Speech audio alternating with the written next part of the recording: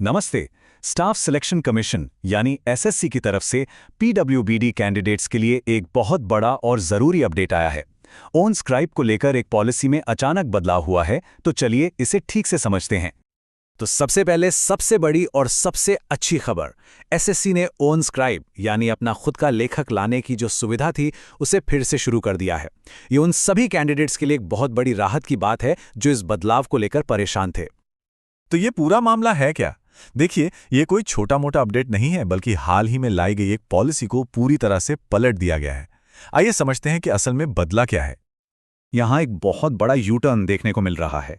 3 सितंबर के नोटिस ने तो ऑन स्क्राइब की सुविधा को खत्म ही कर दिया था और कहा था कि स्क्राइब अब सिर्फ एसएससी ही देगा।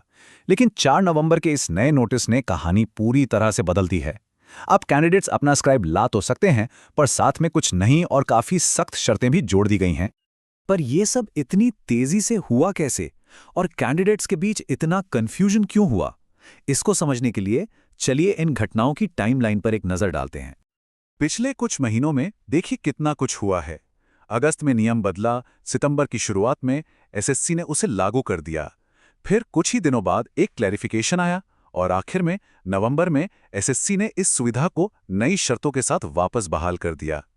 इसी तेज उलटफेर ने सारा कंफ्यूजन पैदा किया। तो अब आते हैं सबसे जरूरी हिस्से पर।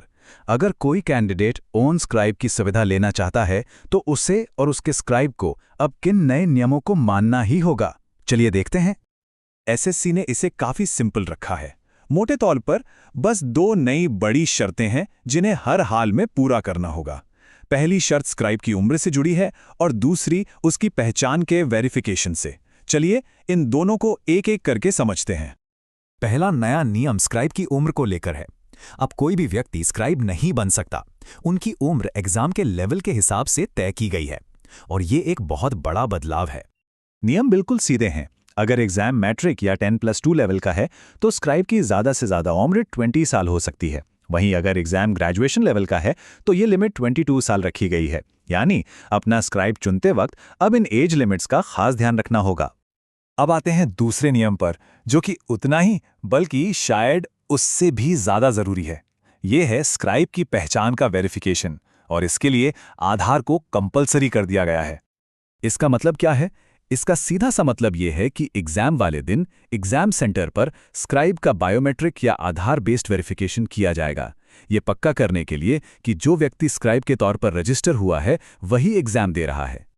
और एसएससी ने इस नियम को ना मानने के अंजाम को लेकर कोई शक नहीं छोड़ा है। नोटिस में साफ साफ लिखा है कि अगर स्क्राइब का आधार ऑथेंटिकेशन फेल हो जाता है तो कैंडिडेट को ओन स्क्राइब की सुविधा नहीं मिलेगी।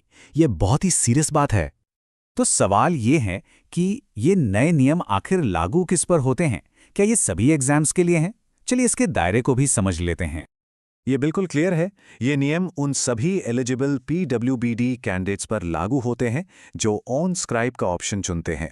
और हाँ, ये उन सभी एसएससी एग्जाम्स के लिए है जिनका नोटिफिकेशन 31 दिसंबर 2025 तक जारी हो चुका है। एक और ज़रूरी बात याद रखने वाली है, ये जो 2 नए नियम हैं, उम्र और आधार वाले, ये मौजूदा नियमों के अलावा हैं, उनकी जगह पर नहीं। मतलब स्क्राइब की एजुकेशनल क्वालिफिकेशन जैसे जो दूसरे पुराने नियम थे, वो सब पहले की तरह ही लागू रहेंगे। ठीक है, तो हमने काफी सारी जानकारी कवर कर ली है। तो चलिए कैंडिडेट्स के लिए इसे कुछ मेन पॉइंट्स में समराइज कर लेते हैं ताकि सब कुछ एकदम साफ हो जाए। तो सबसे जरूरी बात यह है, कैंडिडेट अपना स्क्राइब ला सकते हैं, लेकिन ये पक्का करना होगा कि वो सही उम्र के हों और उनका आधार वेरिफिकेशन हो सके। ये चेकलिस्ट तैयारी में मदद करेगी, क्योंकि इन नियमों को फॉलो नहीं किया तो एग्जाम के दिन बहुत बड़ी प्रॉब्लम हो सकती है। और आखिर में ये सब हमें एक बड़े सवाल पर लाकर छोड़ देता है। क्या ये नए नियम एग्जाम प्रोसेस में निष्पक्षता और भरोसे को पक्का करने के लिए एक जरूरी कदम है, या फिर ये पीडब्ल्यूडी कैंडिडेट्स के लिए एक और मुश्किल खड़ी कर रहे हैं जिन्हें पहले से ही कई चुनौतियों का सामना करना पड़ता है? ये एक सोचने वाली बात है।